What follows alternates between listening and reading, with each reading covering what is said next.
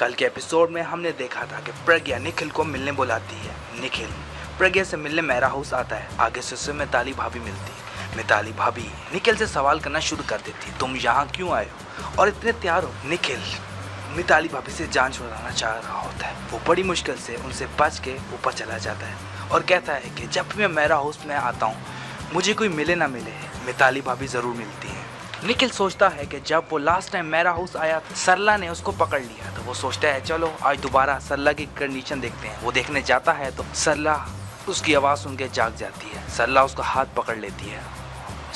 निखिल बड़ी मुश्किल से अपना हाथ छुड़ाता है बट वो पीछे जाके गिरता है और गुलदस्ता टूट जाता है। गुलदस्ता टूटने की आवाज़ सुनकर प्रज्ञा और पूरब सरला के कमरे में आते हैं और वहाँ निखिल को देखकर तो निखिल से पूछता है कि तुम यहाँ क्या कर रहे हो। निखिल बताता है कि वो प्रज्ञा से मिलने आया है। पूरब निखिल से पूछता है आखिर क्या वजह है, जब भी तुम आते हो सरला आंटी में एक नई इम्प्रूवमेंट आती है, ऐसा क्यों होता है। निखिल कहता है कि लगता है भगवान मेरी तरफ से आपको एक खुशी देना चाहिए। ये कहकर प्रज्ञा और निखिल दूसरे कमरे में मीटिंग करने चले जाते हैं। प्रज्ञा वहाँ जाकर निखिल से कहती है कि मुझे अपनी कंपनी के लिए एक CEO की ज़रूरत है, अगर तुम्हारी नज़र में है तो बताओ। निखिल कहता है पूरब है ना। प्रज्ञा कहती है पूरब अपने ऑफिस के काम में बहुत बिजी रहता है, उसके पास हमारी कंपनी के लिए टाइम नहीं है। निखिल थोड़ी देर सोच के कहता है कि मैं आपकी कंपनी का CEO बनना चाहता हूँ।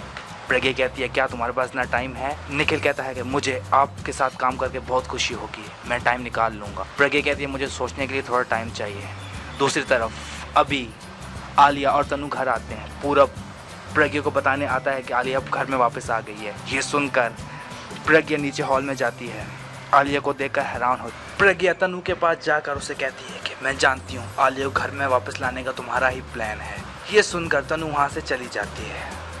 तनु आलिया के कमरे में जाती है और उससे बात करती है कि अभी हमें आगे क्या करना है। आलिया कहती है कि तुम मेरे पे सब कुछ छोड़ दो, अब मैं घर में वापस आ गई हूँ ना, अब इस प्रज्ञा को हम घर से निकाल कर ही रहेंगे। तनु आलिया से बात करके बाहर जाती है तो प्रज्ञा बाहर खड़ी होती है। तनु कहती है अगर तुम्हें हमारी बातें सुननी थी तुम डायरेक्ट अंदर आ जाती, छुप के बातें सुनने की क्या ज़रूरत थी। ये कहकर तनु वहाँ से चली जाती है। प्रज्ञा वापस अपने कमरे में जाती है और अभी को परेशान देखकर सोचती है कि जितना मैं अभी खुश रखने की कोशिश करती हूँ उतना ही वो दुखी हो जाती है।